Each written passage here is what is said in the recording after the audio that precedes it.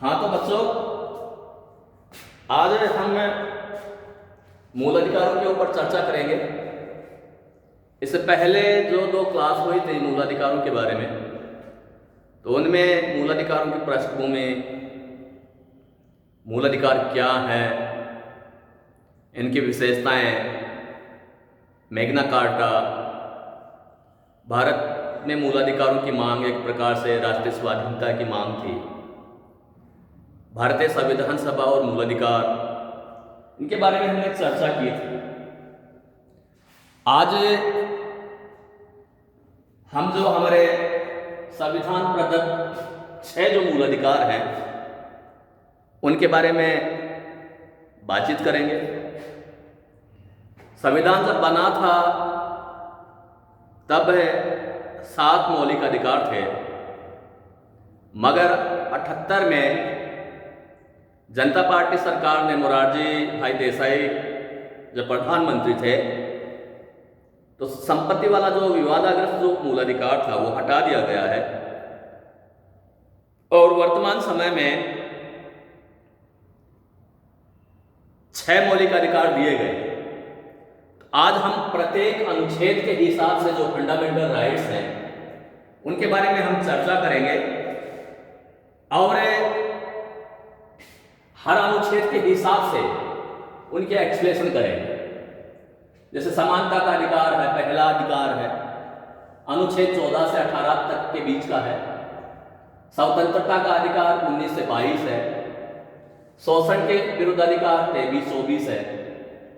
25 से 28 धार्मिक स्वतंत्रता से संबंधित अधिकार है। 29-30 कला और संस्कृति से संबंधित अधिकार है। अनुच्छेद 31 में संपत्ति का अधिकार रखा गया था, उसको हटा दिया गया है। और अनुच्छेद 32 जिसे अंबेडकर साहब ने संविधान की मूल आत्मा कहा था, संवैधानिक उपचारों का अधिकार है। मूल अधिकार भारतीय संविधान के भाग 3 में लिखे गए हैं। अनुच्छेद 12 से लेकर 35 तक 23 अनुच्छेद मूल अधिकारों से संबंधित है।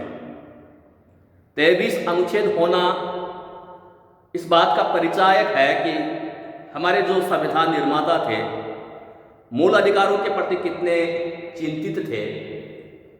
और ग्रेनविल ऑस्टिन ने जब भारतीय संविधान का अध्ययन किया तो उन्होंने भाग 3 को संविधान की मूल आत्मा तक कह डाला। तो यहाँ जो पहला जो अधिकार है, इक्वालिटी का अधिकार है, समानता का अधिकार है। और यह जो समानता का जो अधिकार है अनुच्छेद 14 से लेकर 18 के बीच का है। और इसमें अनुच्छेद 14 ये कहता है कि कानून के समक्ष समानता। अनुच्छेद 14 के अनुसार भारत के राज्य क्षेत्र में राज्य किसी भी व्यक्ति को कानून के समक्ष समानता या कानून के समान संरक्षण से वंचित नहीं करेगा। अनुच्छेद के प्रथम भाग के शब्द कानून के समक्ष समानता ब्रिटिश सामान्य विधि की देन है और इसके द्वारा राज्य पर यह बंधन लगाया गया है कि वह सभी व्यक्तियों के लिए एक सा कानून बनाएगा, उन्हें एक समान लागू करेगा। सर आइवर जेनिंग्स के अनुसार इसका अर्थ यह है कि सामान्य परिस्थितियों में सभी व्यक्तियों के समक्ष के साथ कानून का एक समान व्यवहार होना चाहिए। कानून का समान संरक्षण वाक्य अमेरिकी संविधान से लिया गया है। इसका तात्पर्य है कि अपने अधिकारों की रक्षा के लिए प्रत्येक व्यक्ति समान रूप से न्यायालय की शरण ले सकता है। मगर कानून के समक्ष समानता का तात्पर्य यह नहीं है कि औचित्यपूर्ण आधार पर और कानून द्वारा मान्य किसी भी भेदभाव की भी व्यवस्था नहीं की जा सकती। यदि कानून को लागू करने के संबंध में धनी और गरीब में और सुविधाएं प्रदान करने में स्त्रियों और पुरुषों में भेद करना है, करता है तो इसे कानून के समक्ष समानता का उल्लंघन नहीं कहा जा सकता। अनुच्छेद 15 यह कहता है कि राज्य के द्वारा धर्म, मूल वंश, जाति, लिंग, जन्म स्थान आदि के आधार पर नागरिकों के प्रति जीवन के किसी क्षेत्र में भेदभाव नहीं किया जाएगा। कानून के द्वारा निश्चित किया गया है कि सब नागरिकों को के साथ दुकानों, होटलों तथा सार्वजनिक स्थलों जैसे तालाबों, कुओं, स्नान गृहों, सड़कों आदि पर किसी प्रकार का भेदभाव नहीं किया जा सकता। अनुच्छेद 16 ये कहता है कि राज्य के द्वारा जो सरकारी नौकरियां प्रदान की जाती हैं उनमें किसी के साथ किसी भी प्रकार का भेदभाव नहीं किया जाएगा। सब नागरिकों को सरकारी पद पर नियुक्ति के समान अवसर प्राप्त होंगे और इस संबंध में केवल धर्म, मूल वंश, जाति, लिंग या जन्म स्थान या इनमें से किसी के आधार पर सरकारी नौकरी या पद प्राप्त करने में भेदभाव नहीं किया जाएगा। इसके अंतर्गत राज्य को यह अधिकार है कि वह राजकीय सेवाओं के लिए आवश्यक योग्यताएं निर्धारित कर दे। संसद कानून द्वारा संघ में शामिल राज्यों को यह अधिकार दे सकती है कि वे उस पद के उम्मीदवार के लिए उस राज्य का निवासी होना आवश्यक ठहरा दें। सभी प्रकार की सेवाओं में पिछड़े वर्गों के लिए स्थान सुरक्षित रखे जा सकते हैं। अस्पृश्यता का अंत। हिंदू समाज विभिन्न वर्णों और विभिन्न जातियों में बटा हुआ है। तो कमजोर जो वर्ग है मुख्य रूप से शेड्यूल्ड कास्ट, शेड्यूल्ड ट्राइब, इनके साथ सदियों से अस्पृश्यता का व्यवहार किया जाता रहा है। मगर भारतीय संविधान का अनुच्छेद 17 यह आश्वासन देता है कि अस्पृश्यता से उत्पन्न किसी अयोग्यता का लागू करना एक दंडनीय अपराध होगा। हिंदू समाज से अस्पृश्यता के विष को समाप्त करने के लिए संसद के द्वारा 1955 में अस्पृश्यता अपराध अधिनियम पारित किया गया है, जो पूरे भारत में लागू है। इस कानून के अनुसार अस्पृश्यता एक दंडनीय अपराध होगा। अनुच्छेद 18 यह कहता है कि इसमें उपाधियों का अंत किया गया है, क्योंकि ऐसा माना जाता है कि राज्य किसी व्यक्ति को विशेष पुरस्कार से नहीं नवाज सकता, क्योंकि इससे लोगों में भेदभाव की स्थिति उत्पन्न होती है। 18 ब्रिटिश शासनकाल में संपत्ति आदि के आधार पर उपाधियां प्रदान की जाती थी जो सामाजिक भेदभाव उत्पन्न करती थी। जैसे राय बहादुर की उपाधि देते थे, केसरे हिंद की उपाधि देते थे, ऑनरेरी मजिस्ट्रेट की उपाधि देते थे, सर का खिताब देते थे। यानी जो अंग्रेजी साम्राज्य के जो नज़दीक जो रहते थे उनके प्रशंसक थे, उनके उपासक थे, उनके समर्थक थे, तो ब्रिटिश गवर्नमेंट उनको पुरस्कार देकर उनको सम्मानित करती थी और वे लोग गौरवान्वित महसूस होते थे। मगर नवीन संविधान में इनका निषेध किया गया है। अनुच्छेद 18 में यह व्यवस्था की गई है कि सेना अथवा विधा संबंधी उपाधियों के अतिरिक्त राज्य अन्य कोई उपाधि प्रदान नहीं कर सकता। इसके साथ ही भारत का कोई नागरिक बिना राष्ट्रपति की आज्ञा के विदेशी राज्य से भी कोई उपाधि स्वीकार नहीं कर सकता।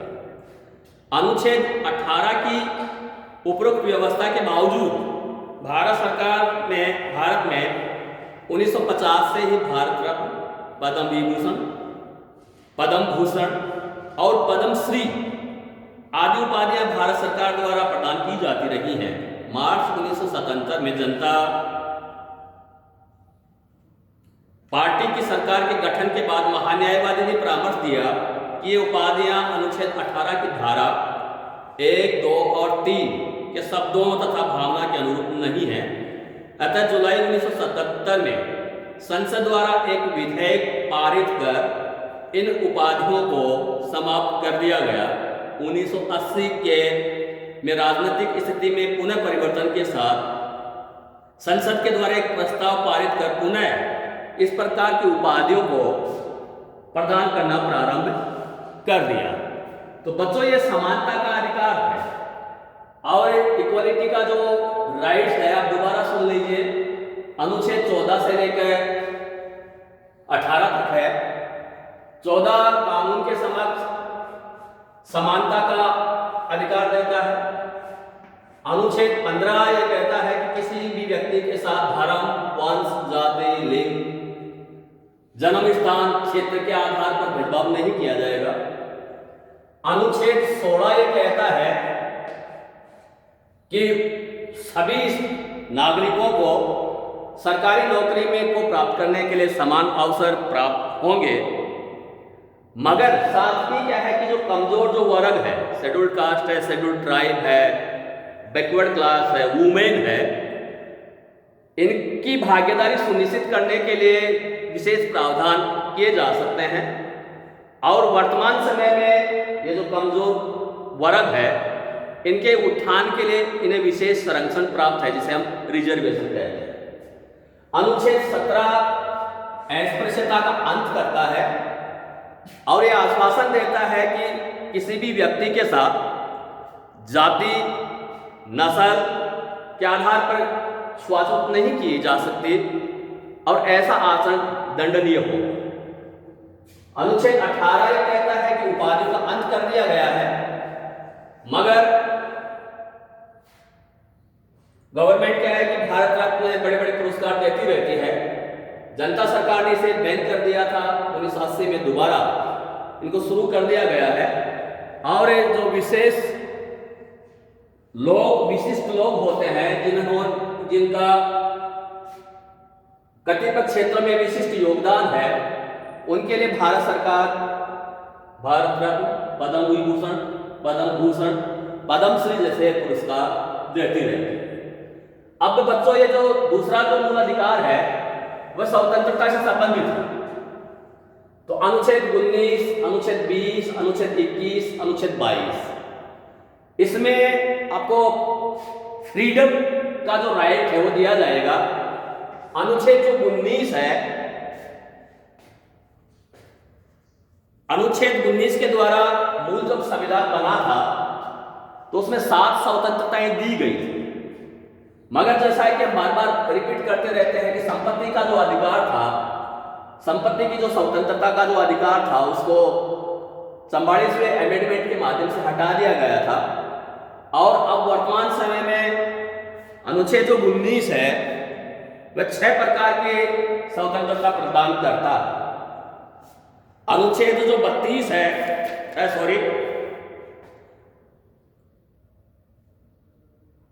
अनुच्छेद जो 20 है वह प्राण और वो अपराध के लिए दोष सिद्धि के विषय में संरक्षण देता है।